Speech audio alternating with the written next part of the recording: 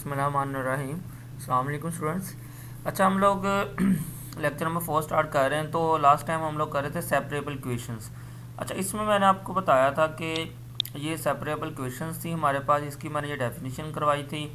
ये example number 8 भी हमारी डिस्कस हो चुकी थी। उसके बाद ये एग्जांपल नंबर 9 भी डिस्कस हो चुकी थी। अच्छा, 10, ये जो एग्जांपल नंबर 10 है ना, ये मैंने आपको कहा था कि आपने ये सॉल्व करनी है। तो मुझे लगता है कि आपने किसी ने को सॉल्व नहीं की होगी। चलो मैं इसको थोड़ा सा डिस्कस कर देता हूँ, ठीक है। ये लास्ट टाइम भी मैंने बताया था, बार बार आपको बता रहा हूँ कि सेपरेबल क्वेश्चन एक टॉपिक है हमारा। अब सेपरेबल क्वेश्चन के अंदर के जो जो भी क्वेश्चंस आ रहे हैं, आपने वो क्वेश्चन सारे सोल्व करने हैं, ठीक है जी। अब जैसे ये सेपरेबल क्वेश्चन के अंदर मैं इसकी एग्जांपल्स करवा रहा हूँ कि ये आपने सारी अच्छे से कर लेनी है। फिर इन एग्जांपल्स करने के बाद हम लोग इसकी एक्सरसाइज की तरफ जाएंगे। तो उस एक्सरसाइज में जो क्वेश्चंस होंगे ना, वो मैं कुछ क्वेश्चन करवाऊंगा, तो वो आपने कर लेने हैं, ठीक है। ऐसे हम लोग एक टॉपिक के रिलेटेड ना 15-20 या इतने क्वेश्चन करके फिर हम उस टॉपिक को क्लोज कर दिया करेंगे, ठीक है, ताकि वो आपको क्लियर हो जाए उसके रिलेटेड जितनी भी चीज़ें आ रही। अच्छा, एग्जाम्पल नंबर 10 में क्या करना है देखें। सबसे पहले ये क्वेश्चन था, उसने कहा कि डिवाइड 1/x² + 1 sin y। कहता है इस पूरी इक्वेशन को किससे डिवाइड कर दो, x² + 1 और sin y से। क्यों डिवाइड कर दो ये चीज़, क्योंकि जब हम इस इक्वेशन को डिवाइड करेंगे ना इस चीज़ से, तो ये आप देखो कि ये सारा फैक्टर सोल्व होकर बड़ा छोटा रह जाएगा। क्या छोटा रह जाएगा, देखो कि जब आप इस सारे को इस चीज़ से डिवाइड करोगे तो x² + 1 से x² + 1 तो कट जाएगा। बाकी क्या बचेगा, cos y divide by sine y बन जाएगा।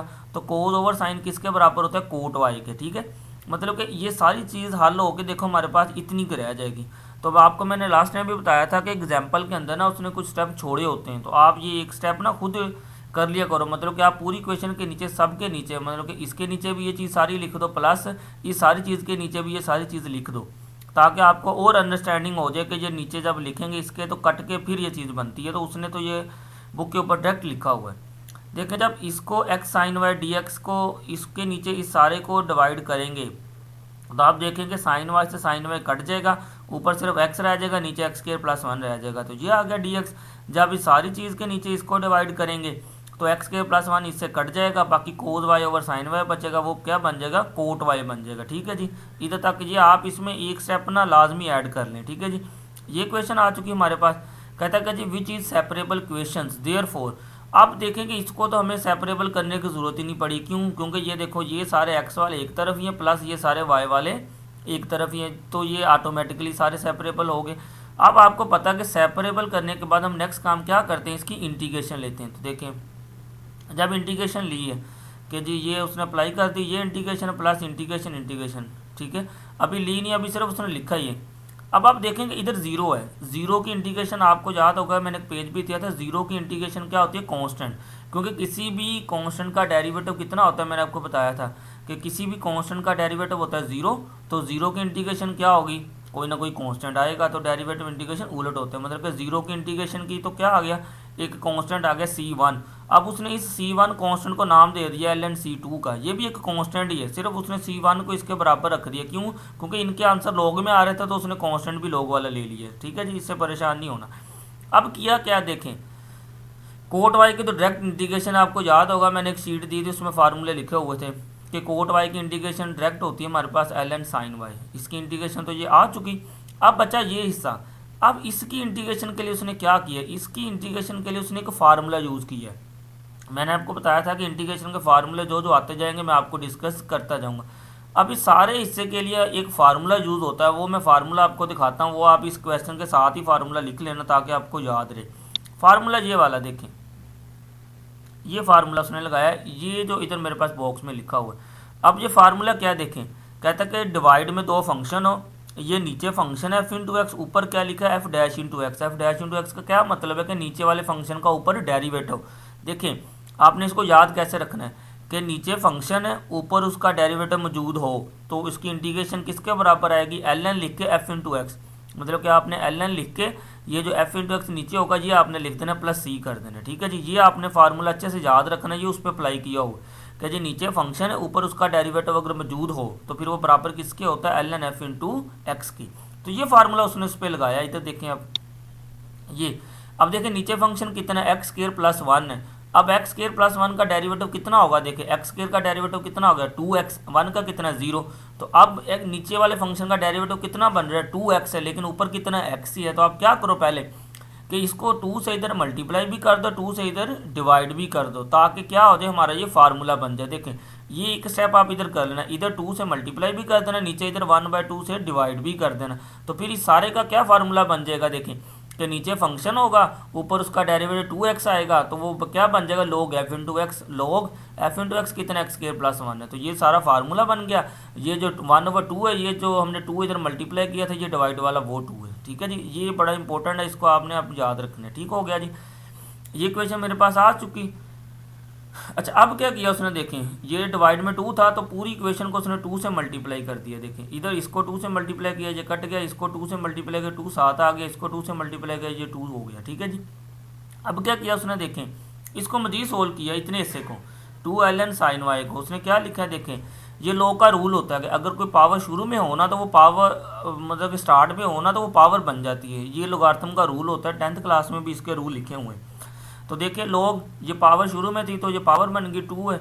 आप इस सारे को हम लोग ऐसे भी लिख सकते हैं साइन होल वाई का स्केयर, फिर इसको मैं ऐसे भी लिख सकते हैं। ठीक है जी, अब आप क्या करें, ये जो क्वेश्चन थी ना 2ln sin y, इस सारे की जगह आप क्या लिख दोगे ln sin स्केयर y। ठीक है जी, अब इसी तरीके से ये वाला है, ये भी लोगारिथम का रूल होता है कि अगर कोई चीज़ शुरू में हो तो उसको हम पावर में लिख लेते हैं। ठीक है जी, फिर क्या किया, जो पावर में लिख लिया, फिर हम इसको ऐसे भी लिख सकते हैं। और इसको हमने क्या कह दिया कि C2 का स्केयर, ये कोई ना कोई कांस्टेंट है, इसको हमने एक नए कांस्टेंट C के बराबर रख लिया, तो वो क्या आ गया ln C आ गया। तो आप क्या करो, अब इस सारे की जगह 2ln C2 मार की जगह ln C लिख दो, लिख दिया। ये हमारे पास इसका क्या आ चुका, आंसर आ चुका। ठीक है जी, इट इज़ फॉलो डैट। अब इधर से लोग है, ये पूरी क्वेश्चन को या इन्वर्स लोग लिया तो सब में से लोग खत्म हो गए, तो ये हमारे पास इसका सोल्यूशन आ चुका है। ठीक है, इसके अंदर ये आपने फार्मूला याद रखना है। इसमें एक स्टेप आप ये लाजमी कर रहे हैं कि 2 इधर मल्टीप्लाई कर देना, 2 डिवाइड भी कर देना, फिर ये जो चीज़ बनेगी ये सारा फार्मूला बन जाएगा log f इंटू एक्स वाला, जैसे अभी मैंने पीछे वाला आपको फार्मूला कंपेयर करवाया। ठीक है जी, अच्छा 11 वाला देख लें। 11 वाला सेम आपने क्वेश्चन है पिछले तरह ही है, लेकिन इसमें एक चीज़ है initial value problem. Initial value problem का मतलब ये होता है कि ये जो y इंटू एक्स है ना, ये x की वैल्यू ये क्या होती है, सेम होती है, लेकिन एक होती है बाउंड्री वैल्यू प्रॉब्लम, नहीं सॉरी, इनिशियल में 1 के ऊपर कंडीशन होती है लेकिन बाउंड्री वैल्यू 2 के ऊपर होती है। तो फिलहाल आपने इसको सोल्व करना है। सिर्फ इसमें क्या है, एग्जाम्पल नंबर 11 में ये चीज़ आपको नज़र आ रही होगी कि ये चीज़ एक एक्स्ट्रा है, इसका मैं आपको बताता हूँ कि इसको इनिशियल वैल्यू प्रॉब्लम कहते हैं और ये कहाँ यूज़ होगी, सिर्फ आपने इसका ख्याल रखना है। ठीक है, बाकी ये सेम क्वेश्चन जैसे पिछले की ना एग्जांपल, सेम सारा वैसे ही। देखें पहले इसको सेपरेबल कर लिया, y इधर डिवाइड हो रहा था उधर जाके मल्टीप्लाई हो गया, x इधर डिवाइड हो रहा था इधर आके मल्टीप्लाई हो गया। देखो सेपरेबल हो गए, इधर सारे y वाले आ गए, इधर सारे x वाले आ गए। अब इसकी दोनों तरफ इंटीग्रेशन कर लो, तो y की इंटीग्रेशन पावर ना 1 होती है, पावर रूल लगाया तो 1 में ऐड करे y स्क्वायर ओवर 2 हो गया। ये सेम पीछे अभी फार्मूला पड़ा है। अब देखेंगे नीचे फंक्शन है 1 plus x square, x square का डेरिवेटिव कितना है 2x, 1 का 0। तो देखें नीचे फंक्शन है, ऊपर डेरिवेटिव उसका पड़ा हुआ है, तो किसके बराबर होता है log f इंटू एक्स के। f इंटू एक्स कितना है आपका 1 प्लस एक्स स्क्वायर। तो ये अभी पीछे मैंने फार्मूला बताया भी है। तो प्लस ln c, ये कांस्टेंट ऐड कर दिया। ये पता क्या होता है, हमने कांस्टेंट c ही ऐड करते हैं, लेकिन जब पूरे क्वेश्चन के अंदर log वाली टर्म हो ना तो हम लोग फिर कांस्टेंट जो लेट करते हैं ना वो ln c ही ऐड कर देते हैं। वैसे आमतौर पे हम लोग c ऐड करते हैं, लेकिन क्वेश्चन सोल्व करने के लिए हम लोग ln c लिख लेते हैं कांस्टेंट। ये एक ln c कांस्टेंट ही ऐड किया हुआ, ठीक है, इसकी इंटीग्रेशन करने के बाद। अब नेक्स्ट क्या किया देख लें, इसको ये 2 इधर डिवाइड हो रहा था, इधर ला के इसको क्या कर दिया, ख़त्म कर दिया, ये चीज़ बन गई, ये चीज़ आ गई हमारे पास। अब सिर्फ आपने इसका रोल ही समझना, ये क्या है। अब इसका मतलब पता क्या हो गया, y into zero is equal to -2 है, इसको हमने सोल्व है। ये y इंटू जीरो, ये एक तरह से x की वैल्यू, कि x की वैल्यू 0 तो y की वैल्यू कितनी है -2 है। ये आपने पुट कर देनी है इस क्वेश्चन के अंदर। मतलब हमने करना क्या होता है, इसमें c की वैल्यू फाइंड करनी है असल में सोल्व करके इसको। देखें y into zero is equal to -2 into 1, इसमें क्या करना आपने इस क्वेश्चन के अंदर, मैंने इसका आपको मतलब बताया कि y इंटू जीरो का मतलब क्या, कि हम लोग x पुट कर रहे हैं, ये वाली कि x पुट कर रहे हैं 0, y की वैल्यू कितनी है -2 है। अब आपने इस क्वेश्चन में जिधर जिधर x आ रहा है उधर आपने 0 लगा देना है, जहाँ जहाँ इस क्वेश्चन में y आ रहा है उधर आपने -2 लगा देना है। ये का आपने स्टेप खुद करना है सोल्व, ठीक है। सोल्व करने के बाद आपके पास ये चीज़ आ जाएगी 4ln c का स्क्वायर, इधर से आप लोग वैल्यू निकालो, c square is equal to e की पावर 4। ये पता कैसे है, दोनों तरफ आपने e अप्लाई कर देना है इनवर्स। देखें इधर इन्वर्स अप्लाई किया तो ये ई की पावर में चलेगा, इधर इन्वर्स अप्लाई किया ln तो ये क्या बन गया, ये ख़त्म हो गया।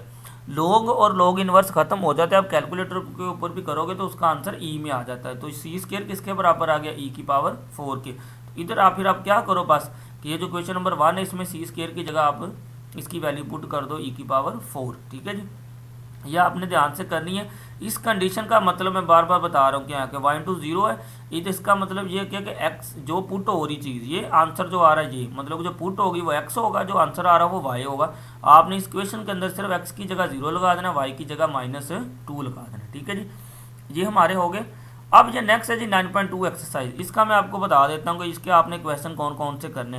एग्जांपल्स मैंने बहुत ज़्यादा डिटेल में करवा दी हैं। 9.2 के आपने कुछ क्वेश्चन मैं आपको बताता हूँ कि जो सिंपल है आप कर सकते हो, वो आपने कर लेने। जिसमें कोई मसले मसाइल है वो मैं आपको खुद करवा देता हूँ, ठीक है। ये 9.2 एक्सरसाइज है, ये आपको मैंने PDF फाइल में सेंड की हुई है। इसका सोल्यूशन जो है ना वो भी आपको मैं सेंड कर देता हूँ। सोल्यूशन आपको मैंने पहले भी दिन बताया था कि सोल्यूशन मैं आपको सबका सेंड कर ही जाऊंगा, लेकिन मेन काम क्या आपने उसको अंडरस्टैंड करना है, ठीक है जी। अब 9.2 के आपने जो क्वेश्चन करने हैं मैं अभी आपको बता देता हूँ। ये मेरे पास इसका सोल्यूशन है 9.2 का, ये सोल्यूशन भी मैं आपको सेंड कर दूंगा, ठीक है जी। अब आपने इसमें से क्वेश्चन कौन से करने देखें, एक तो आपने इसका क्वेश्चन नंबर 1 करना है, ये लिखते जाएँ साथ साथ कि एक्सरसाइज 9.2 है इसका। एक तो आपने क्वेश्चन नंबर 1 करना है, 1 के बाद फिर आपने क्वेश्चन नंबर 2 भी कर लेना है इसका। 2 के बाद क्वेश्चन नंबर 3 भी आसान है, इसमें सिंपल कोई भी बात नहीं है। ये एक फार्मूला यूज़ होगा, बस ये आपने देख लेना है कि 1/1 + x² ये फार्मूला है tan²y, ये आपने देख लेना है। 3 भी कर लेना है। क्वेश्चन नंबर 4 भी सिंपल है। पहले आपने 4 क्वेश्चन चले फिलहाल कर लें, ठीक है जी। 5वां रहने दे। आपने इस एक्सरसाइज के 9.2 के ना आपने करने हैं क्वेश्चन नंबर 4, मतलब कि इसके पहले 4 क्वेश्चन करने। और जो एग्जांपल्स मैंने करवाई हैं जितनी भी, मतलब कि 8, 9, 10, 11 जितनी भी एग्जांपल्स करवाई हैं वो सारी करनी है, और इस एक्सरसाइज के पहले 4 क्वेश्चन करने। तो नेक्स्ट मैं देखूंगा कि जो जो इस एक्सरसाइज में से क्वेश्चन करने हैं वो करके बाकी हम इसको इस टॉपिक को वाइंड अप कर देंगे, ठीक है जी। ओके जी, अल्लाह हाफिज़।